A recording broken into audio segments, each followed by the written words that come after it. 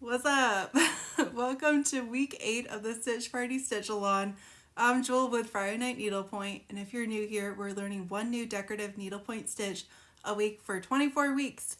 And guess what? We're already a third of the way through. This is crazy. It's going by fast. If you want to join, you can join at any time. Get the free digital chart on my website or blank canvas kit. And sign up for the restock notification on the painted canvas because April will be the last release I'm doing of these, and so I can focus on my new releases coming soon. So anyways, you can be eligible for the monthly giveaways. Just post one progress photo or video a month and tag me in it. And this month, up on deck is the Next Level Needlepoint card deck. These are really good quick stitch reference guides. And also a thread accessory bag from my friend Sam at Steel Makes. She has amazing quilting videos. Please go and follow her. But just look at the beautiful quilting on these. And I am sold out of the big bags, but there are 2 winners this month, so double your chances and maybe you'll get lucky. So make sure to remember to tag me in your progress posts. And then, okay, let's pick our stitch. Alright, alternating Byzantine. Okay, this one might be a little tough, but I think we can get through it. We just have to work through it in sections. So let's pick our thread color. We haven't had a hard one in a while, so I think we are due for one. And then our thread color, I have picked orange. All right, I'll turn you around and show you how to do it. And don't forget, our Zoom stitch night is this Wednesday at 8:30 p.m. Eastern. And to get the link, you just have to sign up for my email list and I'll send a reminder email. Let's get into the stitch. So I'm going to start in a location that is 6 intersections across from the bottom and then 9 intersections up. And just trust the process. The reason why I'm starting here is to center the stitch properly so we get the whole sequence in this block. So from here, we're going to start and do a traditional Scotch stitch of doing the 1 across, 2 across, 3 across, then go back to 2 across, and then 1 across. So that's our first block of the stitch of 3. Now you're going to go over 3 intersections to the left of where you ended and then up 1. And then now start your Scotch stitch in the alternate direction. But when you get to 3 across, we're going to do that 3 more times so that we're getting 4 lengths of the 3 across. And then you're going to end your 4th one where your Scotch stitch on the first block ended. And then now we're going to go up, keeping the 3 across.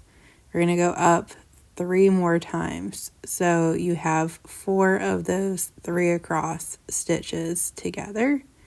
And then now we're going to do the same thing where we're going to do 3 more of the 3 across stitches, satin stitches, to get 4 total in this direction. And then when we get to 4 of them in total, we're going to end our Scotch stitch by going 2 across and then 1 across. So now this is our finished Tetris block. So this is block 2. Now we're going to start the 3rd block, which is the Tetris block rotated in the corner of the Tetris block. So we're doing the Scotch stitch of 1 across, 2 across, then 3 across. And then when we get to the 3 across, we're going to repeat that 3 more times going down. So then you're going to have 4 total of the 3 across. And that's how you know that you're counting the stitch correctly. Is you have 4 total of the 3 across in any given row. So then you go over to the right, you do 3 more of those for 4 total of the 3 across, and then down with the 3 across 3 more times. And once you finish that, you're going to do your 2 across and 1 across to finish out the Scotch stitch part of this stitch. So you're going to repeat this row with your Scotch stitch that we did in the block 1 of this stitch. And then you're going to do your Tetris block and then the Tetris block rotated. So I got this stitch from Whimsical Stitches. She has a Whimsical Wednesday, which I highly recommend you checking out if you're interested in decorative stitches. And I just came up with a sequence of how to do this in a row so you're not bouncing around between different blocks and trying to count. For compensating, you're just going to try to do the block that is in the row vertically. I think that helps me make sure I'm compensating correctly.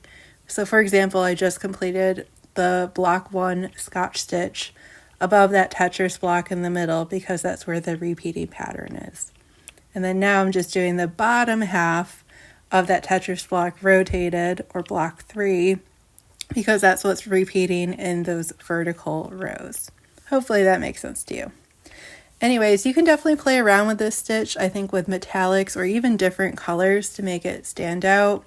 You can make it a subtle background stitch, especially for my Tetris canvas. Might be a little too on the nose, but that's what I'm doing. Or another game canvas like my Oregon Trail You Have Died of Dysentery. I think this would be a great kind of Tetris block background, but also really good for roads or where you want to have stone on buildings or walkways.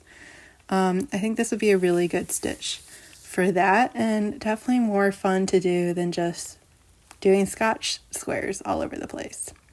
So this is our completed square, and I hope you liked it, and it wasn't too hard. You just have to break it down into these blocks. Let me know in the comments what you think about this stitch or where you would use it. And then here's the state of our board. And this is the state of our board so far. I can't believe we're already a third of the way through the stitch along. Let me know which one's been your favorite so far. I think for me personally, I've been really liking the swoop and the Milanese stitches. Happy stitching!